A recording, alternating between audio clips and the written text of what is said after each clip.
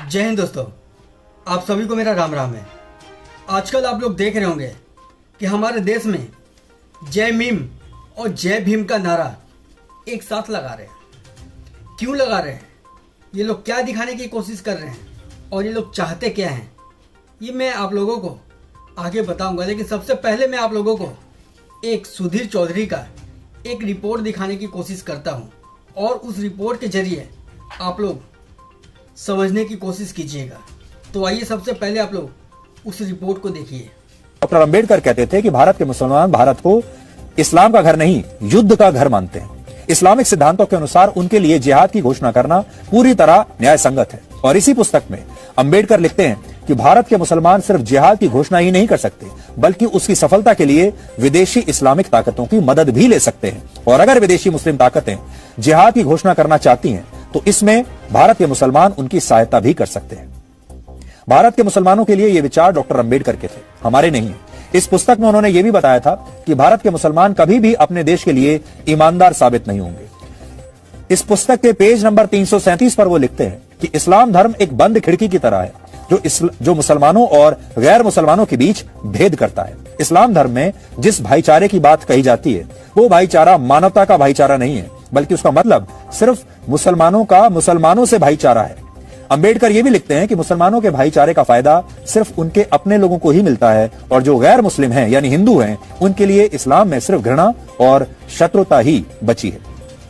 इसके अलावा इसी पन्ने पर यह भी लिखा है कि मुसलमानों की वफादारी उस देश के लिए नहीं होती जहां वो रहते हैं, बल्कि उनकी वफादारी अपने धर्म के लिए होती है जिसका वो पालन करते हैं। और मौजूदा स्थिति में अंबेडकर की ये बातें बिल्कुल फिट बैठती हैं। तो सुना दोस्तों, आप लोगों ने एक चीज तो आप लोगों के दिल और दिमाग से हट ही गया होगा कि आखिर भीमराव अंबेडकर भी क्या सोचते थे इन लोगों के बारे में। लेकिन ये लोग हमसे ही हमारे लोगों को अलग करके जय भीम और जय मीम का नारा एक साथ इसलिए लगा रहे हैं कि ये लोग हमसे ही हम लोगों को अलग करके और ये लोग हम लोगों के बीच में ही नफरत पैदा करके और हमारा ही इस्तेमाल करें। वैसे इन लोगों का तो पुरानी परंपरा है कि एक दूसरे से अलग करना और राज्य करना। एग्जाम्पल के तौर पे अकबर, बाबर, ये सब वही करते थे जो ये लोग आज कर रहे हैं। और मैं एक बात बता दूं मेरे दोस्त, ये जो सेकुलर हिंदू जो हैं उनसे मैं खास करके एक बात कहना चाहता हूं कि भाईचारा मेरे दोस्त वहीं पे चल रहा है जहां पे हिंदुओं की आबादी ज़्यादा और उन लोगों की आबादी कम है। वहां पर भी जाकर के देखो भाईचारा, जहां पे हिंदुओं की आबादी कम और दूसरों लोगों की आबादी ज़्यादा है। मेरे दोस्त, हकीकत यह है जहां पे हिंदुओं की जनसंख्या कम है और उन लोगों की जनसंख्या ज़्यादा है, वहां पे भाईचारा क्यों नहीं दिखता मेरे दोस्त? आखिरकार क्यों वहां से हमारे हिंदू भाई लोग अपना घर मकान छोड़कर कहीं और शहर, गांव या कहीं और जगह पे बसने को मजबूर होते जा रहे हैं? वहां पे भाईचारा कहाँ चला जाता है?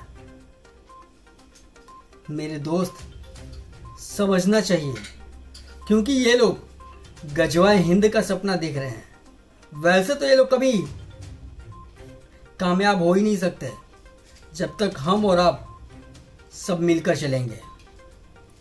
जब हम और आप जाति और धर्मों में बटेंगे तो उसका फायदा ये लोग उठाएंगे।